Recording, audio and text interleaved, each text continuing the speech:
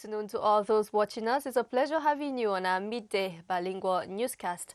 And our top stories: Christians the world over will tomorrow Sunday celebrate Jesus' resurrection from the death ahead of Easter Sunday.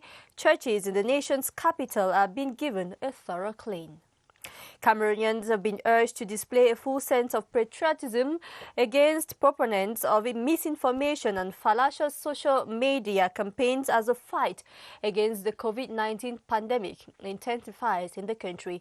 A development of these stories and more in the next 30 minutes. Good afternoon, Cathy. Bon après-midi, Raina Tossel, et bonjour à tous. En ouverture de ce journal, cette autre étape du Tridium Pascal à la veille de la célébration de la fête de Pâques. Ce samedi est donc un jour saint de pénitence, de prière pour dire merci au Seigneur Jésus-Christ, mort sur la croix pour les chrétiens. Écoutons le Père Paul Ngoulou au sujet de la symbolique de cette journée. Au micro de Laurence Okalia. Le samedi saint fait partie de ce qu'on appelle le Tridium Pascal. C'est le deuxième jour du Tridium Pascal. C'est une préparation anticipée de la veille pour célébrer la résurrection de Jésus-Christ. L'intention ici, c'est montrer aux gens qu'avant d'en arriver à la résurrection, voici ce que Dieu a fait. Dieu accompagne son peuple avant de fêter voilà les différentes étapes qui ont été entreprises par lui. Donc, c'est une manière de dire merci à Dieu pour ce moment et pour cette victoire de son Fils, mais qui a été préparée par les prophètes, par les médiateurs antérieurs. Pascal particulière dans un contexte de lutte contre la pandémie au Covid-19. Les églises ont tout de même observé ce jour des préparatifs, mais très timides dans les églises.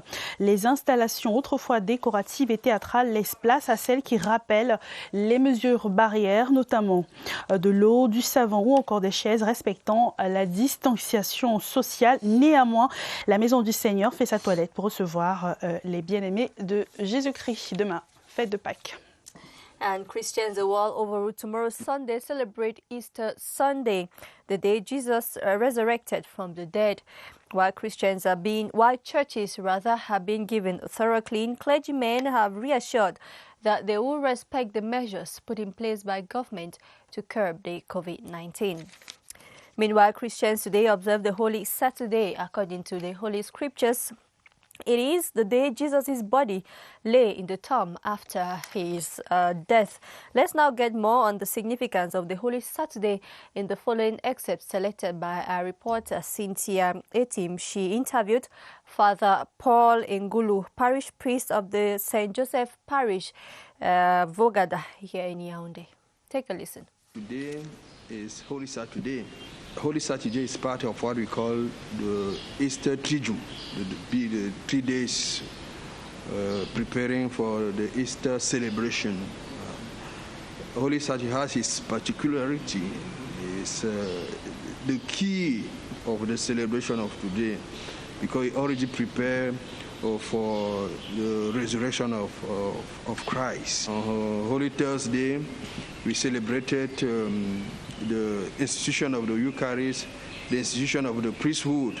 And yesterday, Good Friday, it was the death of Jesus Christ. And today is a preparation for his resurrection. The focus on the readings of today is really the history of our salvation. We want to recount what God has done for us, starting from the beginning till the resurrection of Jesus Christ. That's the key of the Holy Saturdays. As announced earlier, Christians the world over will tomorrow celebrate Easter Sunday, the day Jesus resurrected from the dead. While churches are being given a thorough clean, clergymen have reassured that they will respect government measures against the COVID-19 pandemic. Et on reste dans le contexte de la lutte contre le Covid-19 dans le département du Ngok-et-Toundia, région du Nord-Ouest. Les populations ont été sensibilisées sur les gestes barrières au marché de Bobongo, dans la localité de Babessi. Des kits d'hygiène ont été distribués en présence du préfet du département du Ngok-et-Toundia, Anderson Kweton, Emmanuel Koloku, à Bamenda. Prêcher par l'exemple, à l'image du préfet du département du Ngor-Ketundia, Anderson Kweton, ici au marché de Babongo dans la municipalité de Babessi. Cette descente sur le terrain est l'initiative des élus locaux chapeautés ici par le premier adjoint au maire de Babessi.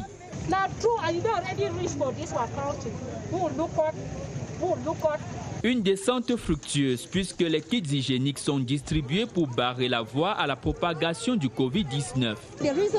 La raison de notre descente est de prévenir assez tôt ces virus pour qu'ils n'affectent pas la population. Nous menons une action de sensibilisation pour mieux éduquer cette population et l'encourager à respecter les gestes barrières. Face à cette initiative salutaire, le préfet du Ngor-Ketundia tend la main à tous les fils et filles de son territoire de compétence. Il est question pour ces populations de respecter toutes les mesures gouvernementales telles que prescrites par le Premier ministre. Et j'ai lancé un appel ici que cette virus n'épargne personne. Tout comme ceux qui sont en ville, dans le milieu urbain comme ça. Et même ceux qui sont en brousse sont concernés. Après Babongo, le même geste se fera dans les 3 autres entités de cette municipalité, notamment Babessi, Babawan et Bangola. Et dans la région de l'Ouest, 2 communes se sont associées pour la distribution du matériel médical et sanitaire. Il s'agit de Bouda et Babadjou qui contribuent à leur manière à la lutte contre le Covid-19. Revisitons toutes ces opérations dans ce reportage de Stéphane Zébomon. Les messages tranchent avec la détermination des populations de Babadjou contre le coronavirus. Cette localité de l'Ouest Cameroun ne saurait être un terrain fertile à cette pandémie. Depuis les premiers cas confirmés de Covid-19 dans la région de l'Ouest, les autorités locales sont sur le terrain pour la sensibilisation. La mairie de Babadjou s'est attelée à amener la population à respecter les mesures prises par le gouvernement contre cette maladie, cette pandémie. Nous avons fait plusieurs dessins de sensibilisation. Nous sommes passés déjà par la radio locale qui est très écoutée. Nous avons envoyé le message aux populations pour la protection des citoyens. Même message à Bouda, où le maire a pris le taureau par les cornes à travers une sensibilisation de proximité. Nous avons eu à passer des messages qui peut-être n'ont pas été bien compris. Ce mal est réel. Il faudrait le respect de ces règles d'hygiène.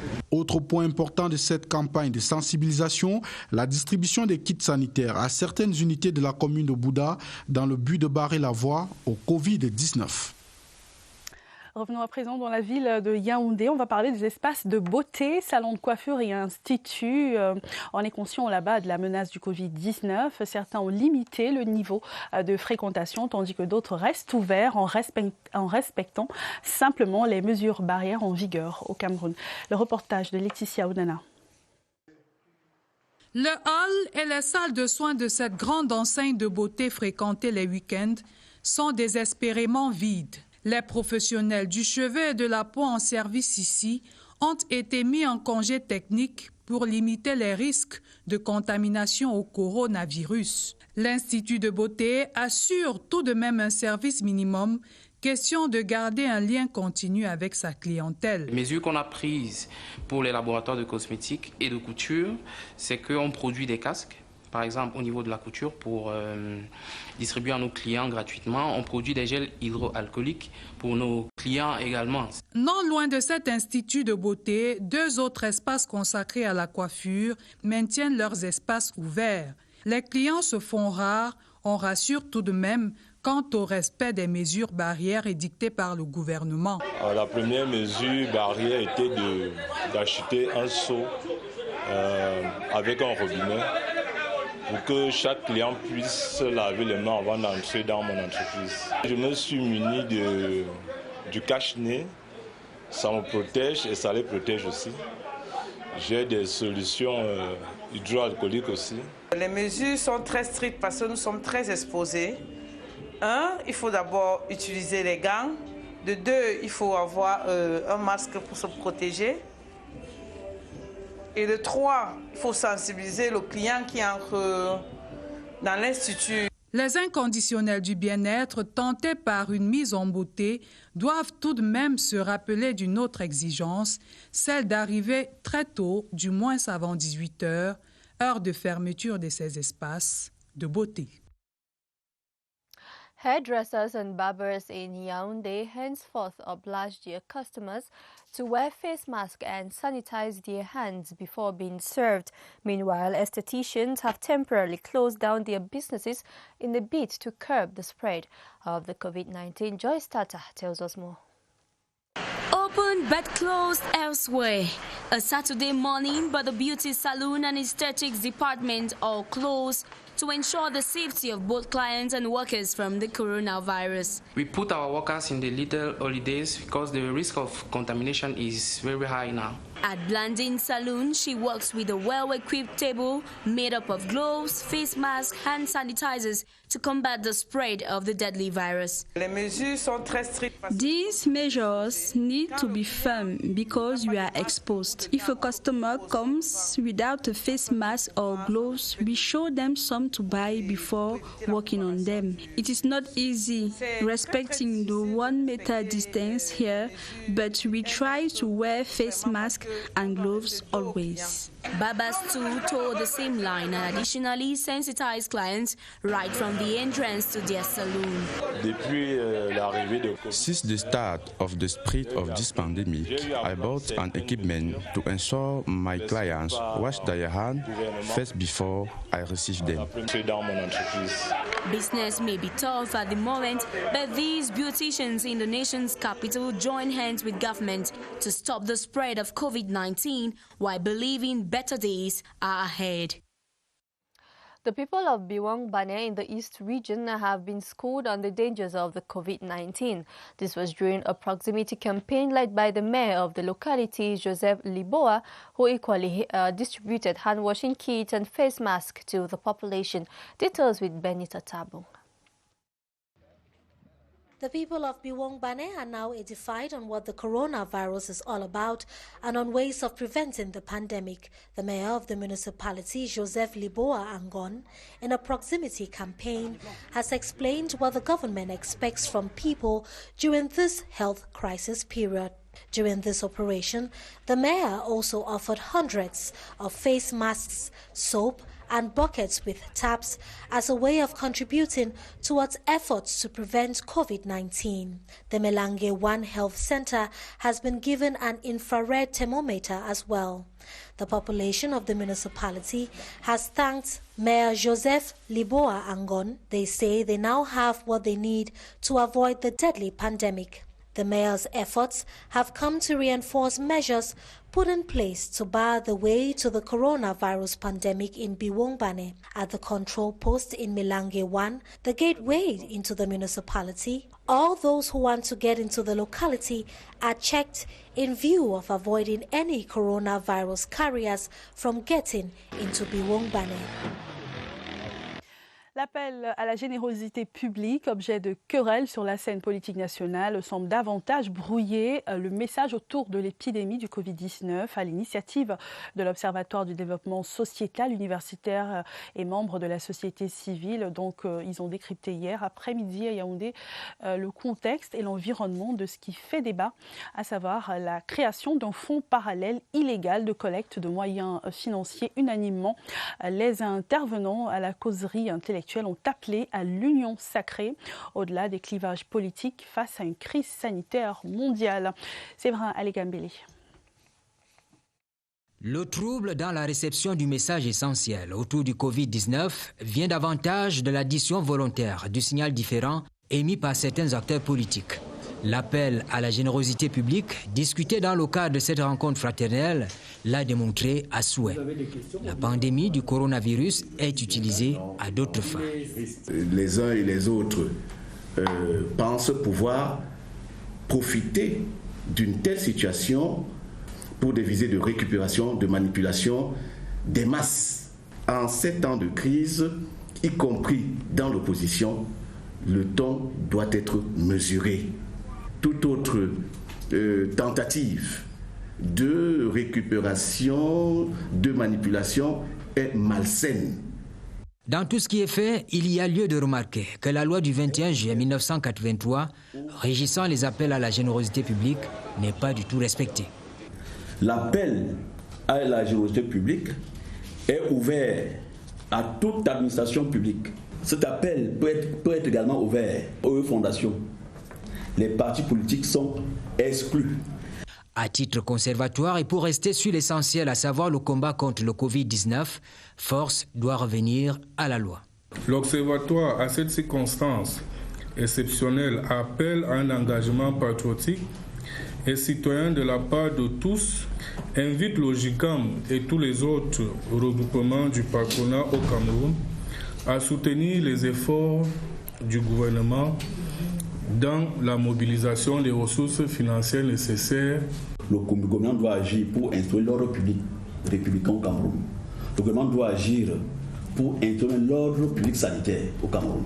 Une unité d'action et de propos qui doit contribuer à sauver les vies humaines. Et un autre pan de cette lutte contre le Covid-19 dans les lieux de culte, les espaces de prière, les mosquées notamment, la distanciation sociale, la limitation du nombre de fidèles, ou alors la fermeture de ces lieux de culte des musulmans sont observés.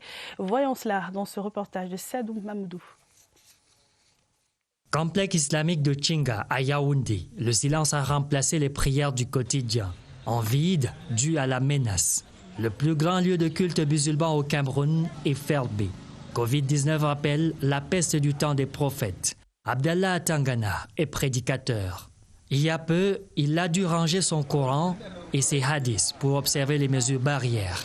Les mesures prises par le gouvernement sont des mesures qui vont en étroite ligne avec ce que préconise déjà la religion de l'islam dans son texte révélé depuis 15 siècles. Une décision radicale et de nouvelles mœurs pas facilement acceptées. À la mosquée centrale de la briqueterie, par exemple, l'imam Mohamed Sanimou applique la limitation du nombre de fidèles et la distanciation sociale lors de la grande prière du vendredi. Et sur la question de la validité de cet acte d'adoration, le cheikh Omar Djibrin est sans embâche. Les fidèles sont priés de faire la prière du jour, du midi, à la maison. C'est ça l'essentiel. La communauté continue à prier. Les disciples de Mohammed n'avaient jusqu'alors jamais vécu pareille circonstance. La pandémie a tout aussi grippé les portes de la mosquée du prophète à Médine et la Kaaba, où les autorités saoudiennes attendaient un peu plus de 2,9 millions de fidèles musulmans de l'étranger pour le grand pèlerinage.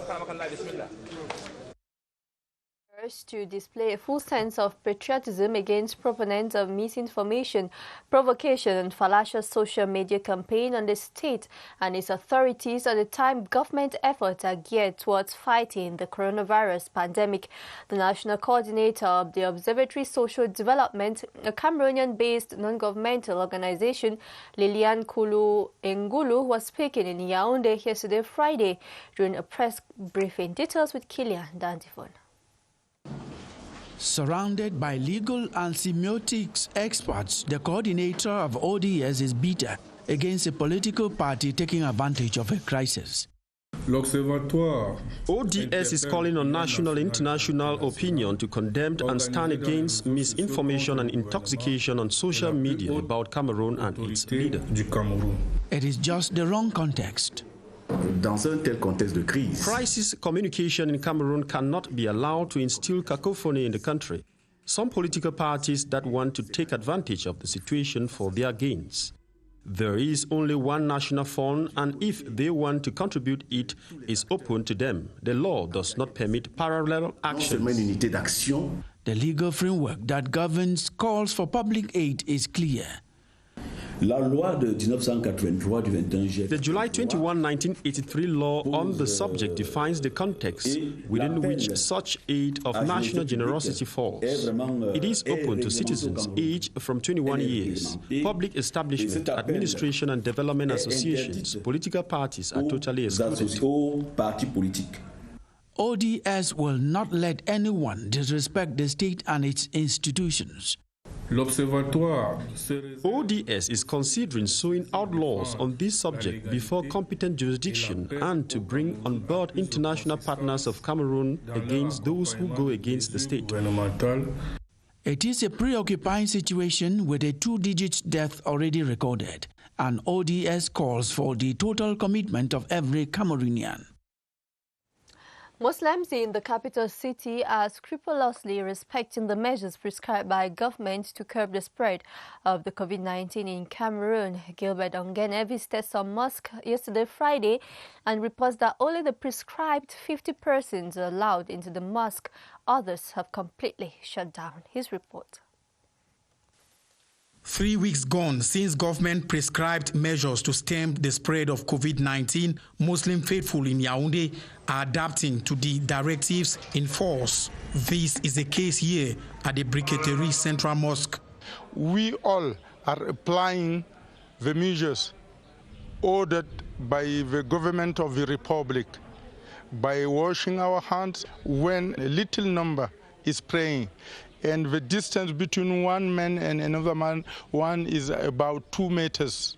The prayer is done briefly, and everybody goes back to his house. Those who cannot have access to the mosque have been instructed to pray at home. Those who are in their workplaces or at their houses are praying the prayer of noon, for preventing is more than cure.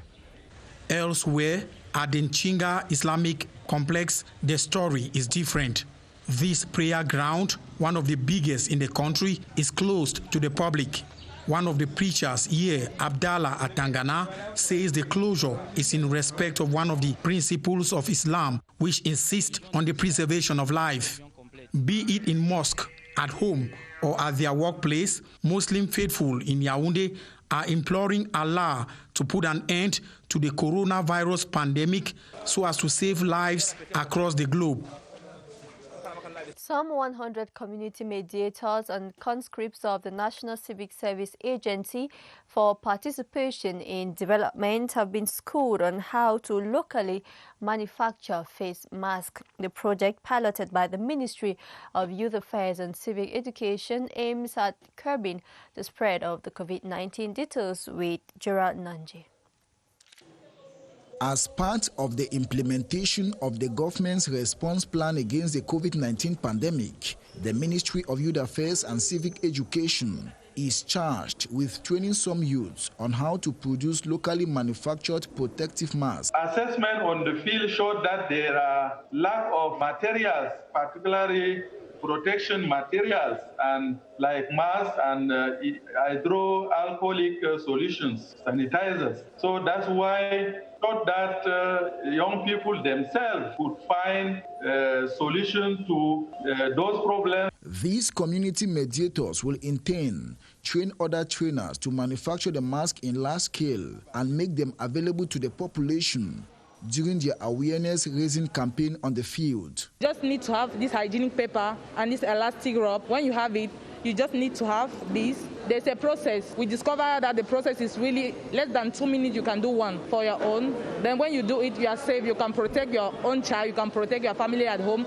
The project is realized with the technical support of specialists and government partners in the fight against the coronavirus. We are here to help the Youth Affairs and Civic Education Minister to make low-cost masks that could be affordable for the population. This effort is expected to break the chain of transmission of the disease and bring it under check.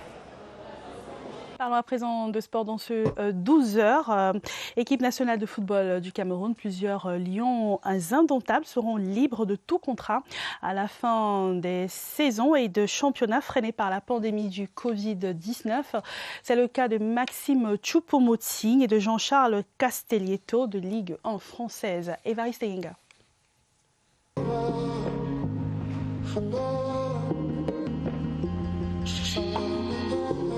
Ils seront présents sur le marché des transferts les semaines à venir, libres de tout contrat à la date du 30 juin 2020. Ce sont des joueurs de renom des championnats européens majeurs. En Ligue 1 française, 75 joueurs sur 540 que compte le championnat auront le choix entre départ et prolongation. Paris Saint-Germain agitera le mercato estival avec 7 joueurs dont le bail arrive à expiration dans 9 semaines. Edinson Cavani en fait partie. Le meilleur joueur d'attaquant n'a pas été régulier sur la pelouse.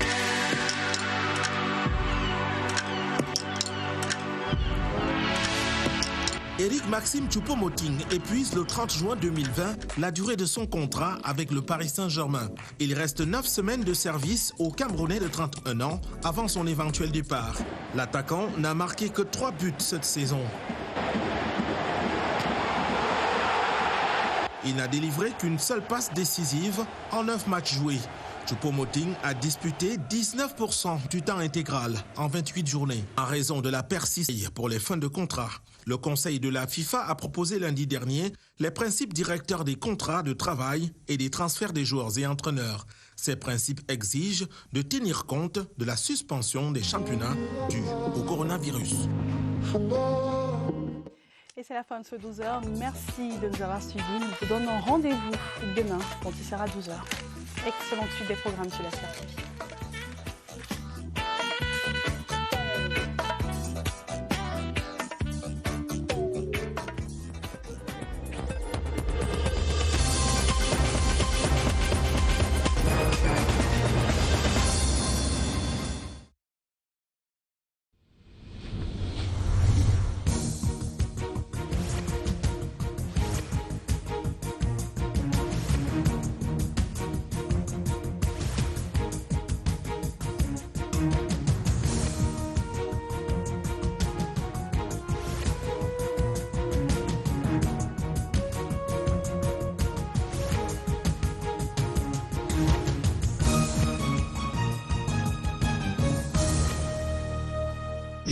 CRTV News, ici, toute l'info.